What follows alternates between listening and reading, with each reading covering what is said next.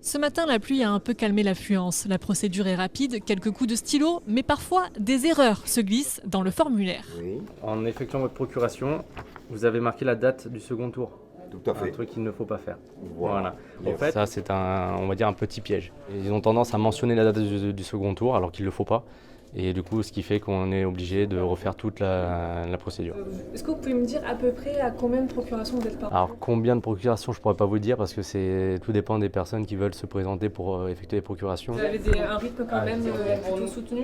On a à peu près un rythme plutôt un peu soutenu quand même. Les élections tombent pendant une période de congé. La plupart des personnes qui se sont déplacées ce matin seront en vacances pendant le scrutin. Alors moi les 2 tours je ne serai pas là, je pars en Norvège, qu'est-ce que vous voulez que je vous dise? C'est en plein congé, je ne rate pas un vote, mais ni mon épouse ni mes enfants d'ailleurs. Pour moi c'est du civisme, hein, tout simplement, ça devrait être obligatoire. Je vote dans mon petit village de La Charce qui est dans la Drôme provençale. Le deuxième tour, nous serons en congé. Je suis parti, donc je confie ma procuration à monsieur le maire, qui est d'ailleurs un ancien gendarme à la retraite. Donc la procuration sera dans de bonnes mains, je pense. J'ai été enseignant, donc on apprend le civil aux élèves.